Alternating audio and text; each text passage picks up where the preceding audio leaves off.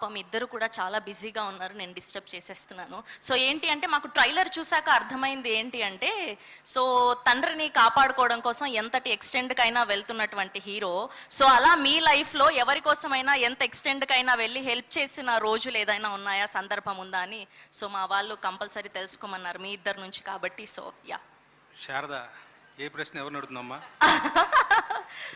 Sir answer చెప్పండి sir. మీ లైఫ్లో ఏదో ఒక సిచ్యువేషన్ జరిగే ఉంటుంది కదా, నేను వీళ్ళ కోసం చాలా ఎక్స్టెండ్గా వెళ్ళి హెల్ప్ చేశాను అని, అలాంటి సిచ్యువేషన్ ఒకటి ఏదైనా ఉందా అని. హెల్ప్ చేయటాలు ఉంటాయి కానీ మరి అంత రిస్కులు తీసుకుని హెల్ప్ చేసే అంత వెంటనే గుర్తు రావట్లే. టీజర్ డైలాగే సార్, నా ప్రతి ఒక్కడి లైఫ్లో ఒకడు ఉంటాడు, వాడి కోసం మనం ఏం చేయడానికైనా వెనుకాడం. నా లైఫ్లో అది టీజర్లో మా నాన్న అని ఉంది, నా లైఫ్లో అది కంప్లీట్ చేయండి. అది ఎవరైనా ఉండొచ్చు. ప్రతి పాట. Thank you sir. Sir yeah please, మీరు ద సేమ్ క్వశ్చన్. మా గురువు గారు రాళ్ళపల్లి గారు నాకు నిజానికి ఆయన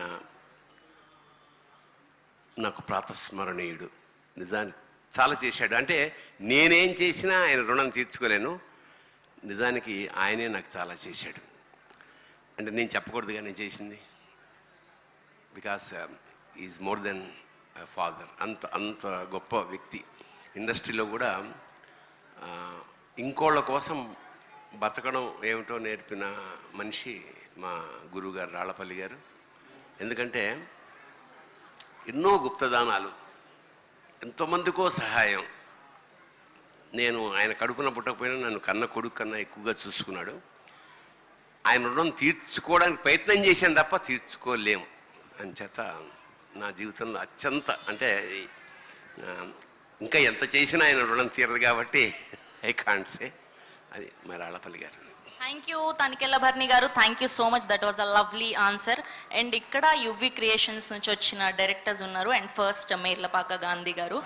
సో ట్రైలర్లో చూసినట్టు అంటే డైలాగ్ అనమాట. సో మీరు మీ లైఫ్లో ఓవర్ ఎక్స్టెండ్గా ఎవరి కోసం హెల్ప్ చేశారు, చేయాల్సి వస్తే ఒకవేళ ఎవరి కోసం చేస్తారు? ఒకవేళ ప్రస్తుతానికి ప్రశాంత్ రెడ్డి కోసం. That's so amazing, that's so lovely, nice. Okay, ఇక్కడ ఇంకెవరు ఉన్నారు? ఓకే, దీనికంటే